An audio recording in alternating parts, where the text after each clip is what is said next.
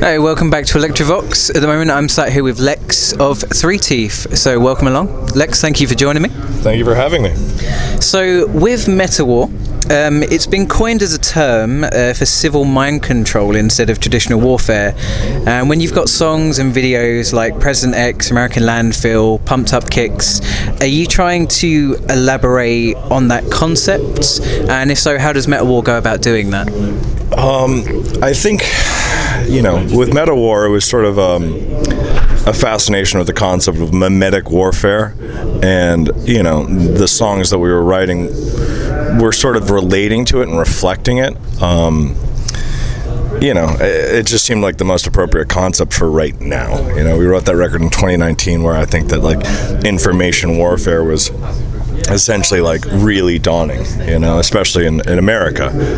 It felt extremely prevalent. This sort of prosthetic digital nervous system that connects us becomes a really easy avenue to create essentially perception management systems. So I'm not sure if that answered your question, but well, it does. It does elaborate, and it gives a point to what Metawar is, because I think quite a few people don't really understand the term because it's not a very well used term. But yeah, so at least I get that across. Yeah, it's a complicated concept. It's shrouded in various layers, but I think that that also reflects part of the concept, the sort of accelerationist idea that by the time you even can understand something, that idea is almost already past. So it's I think part of the confusion lends itself to the concept. Yeah, definitely. And very recently you shared the news that 3TEETH would be doing 2 cover songs for the film Guns Akimbo, starring Daniel Radcliffe. So obviously you had great success with Pumped Up Kicks, and in the trailer you are singing Dead or Alive's You Spin Me Round. So what is the other song you're doing, and how did you come about ending up on that film soundtrack? We were on tour, and Jason Howden, the director, New Zealand-based guy, just hit me up on Twitter, said how much he loved the record and how he was working on a movie with Daniel Radcliffe, and they were in editing, and said it would be amazing to get you guys on the record, or on the soundtrack. And initially it was going to be Pumped Up Kicks, but I think there was a licensing issue in terms of how much it would cost them to do that. I don't really know the details of that. It was because it was the production interfacing with our record label. But they said that they had the rights to some songs, and that we could essentially do a cover and sort of pass that through with great ease, because there was a timeline issue. Also, we were on tour. We had 0 time. We had 1 day off, and I agreed to doing it, which was sort of I don't know. I thought at one point it was a terrible idea. So, covering Dead or Alive was not something I had much interest in doing. It wouldn't be my song choice, to be totally honest. But it was an awesome opportunity, and so I said, hey, let's give it a shot. So we took that 1 day off in Nashville, and our label got us a studio, and I remember just reading those lyrics and just being this is not going to go over well. It took us 4 hours of just trying different things before it was oh shit, this might actually work.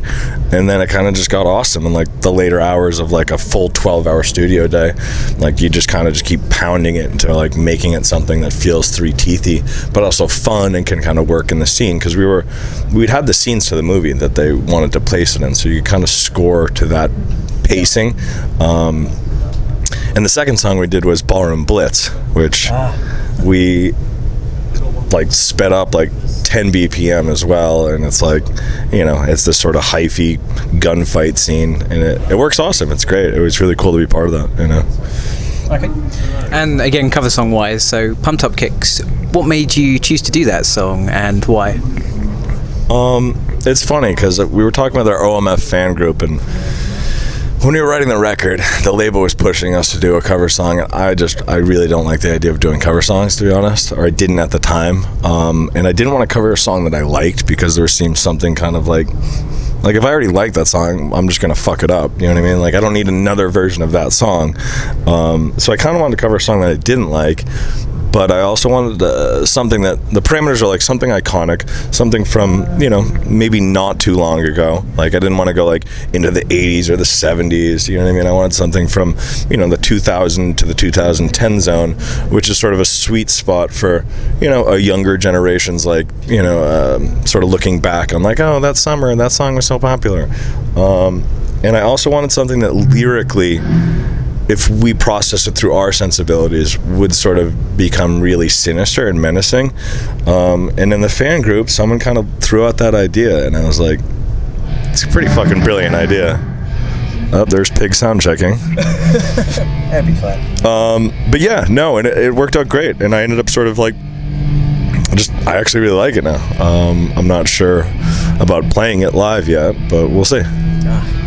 Well, you've done it justice. I hope you do play it. So when it comes to 3TEETH as a whole, what is the message and feeling you're trying to get across to your audience, and has it always been the same message, or has it evolved over the years?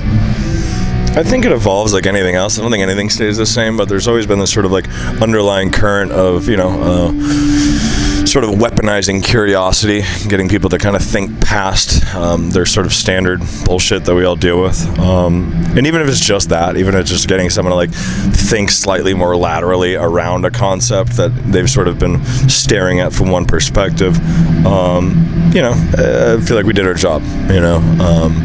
So I think that's the general term, the general concept there. But there's always sort of like little mini campaigns of concepts in there that we sort of take on as well. So there's a lot going on usually. Okay. Cool. And music video wise, people have talked a lot about President X. I mean, everyone knows The Mask already. So I thought I'd ask about Altaer. Oh, Altaer, yeah. Yeah, and American Landfill. Mm-hmm. So if you could tell us a bit about the story of what we're seeing in those two videos. American Landfill is supposed to be centered around this concept of like a mimetic concentration camp, if you will, in this idea that like we're sort of like living in the simulation, but that's where the character, you know, it starts in this sort of like video game-esque simulation, but then he kind of breaks out into reality, but then if you notice, he gets put back into the simulation. And of course we, you know, wanted to have this sort of landfill aesthetic, this sort of futuristic data dump, you know what I mean? A place where it was just like in the future where, you know, massive hard drives and, you know, data storage facilities will just be like these kind of like very decrepit, you know.